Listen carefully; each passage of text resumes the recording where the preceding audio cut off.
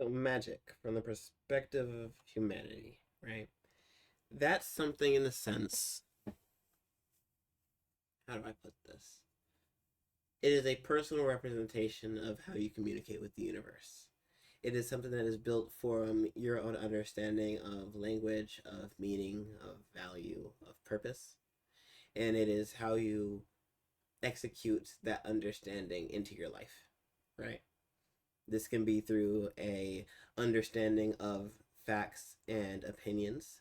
This can be through the creation and manifestation of arts and new understandings in the material realm. This can be bringing things into being. But magic truly is just the motion of you living your life.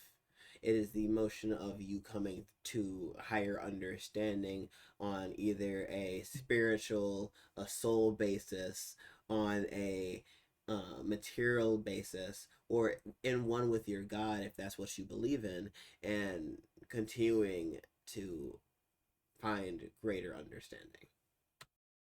Now, what is understanding? I would say in this specific context, at least with magic, it is what you believe to be truth in accordance with faith. It is both subjective and non subjective to your personal view on the world. The same way that there are people that can fundamentally have different understandings of how the universe came into existence, but still live in the same world and still have societies fundamentally built around those same regulations and rules. When you have this level of understanding on the most fundamental basis, this could literally just be that you understand you are alive. We normally say this is the spark of consciousness when you see a baby's eyes open. It is the understanding that you have the ability to affect the world around you. Now, the fundamental for that understanding comes from how you build your viewpoint on the world, your own mind palace, and yada yada, but it's a little bit deeper than that.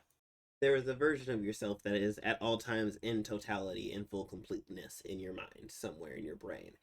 And if this is not in the sense of it being at maximum maturity in comparison to where you are now in your life, it has, in the same way anxiety makes you plan ahead, it has been constructed for a future version of yourself for you to pursue, right? Because otherwise there's certain things that we just kind of do by our own instinctual nature, that by the manufacturing of how our understanding of science and our brains work in biology, that we kind of mold that, and that has been molded generationally over humanity's long existence. But now this gives me a theory, this theory being that thing you're pursuing is biblically confused with God, very consistently with the fact of something that you can imagine, that you can see the face of, but you cannot bring fully into fruition because it is already present around you. Heaven is on earth. That would just be your imagination.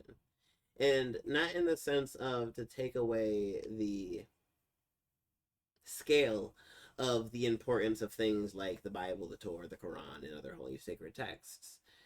To say that God is the imagination is to not say that God is not immense and all powerful.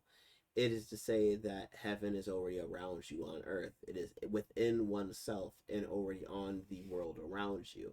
The implantation of what you would consider your imagination has been manifested into heaven around you on earth already throughout the existence of growth as a society when you look on where Jesus as a person came to fruition, right? Now, originally I intended this video to be more about like an explanation of what is magic, but I guess it's more about a theory about the baseline of where the fundamentals of magic come from. Things that are magic are more already in existence, and they'll be more detailed, I guess, as I continue with some of these videos. If this gets some traction, I guess this might be something I continue on with this topic. But it's just something that is, one, you're not going to agree with a lot of the things subjectively unless they're personal to you. So some of this could also be in relation completely backwards in a basis that you don't understand, but because you haven't gone through the things you need to go through for this understanding to make sense. And it might be literally it could be a lacking of communication and understanding of my language, or it could be a lacking of experience and comparison to me that make us able to communicate in a proper manner, or for you to perceive the ideas I'm sharing in that way. But that's for another video.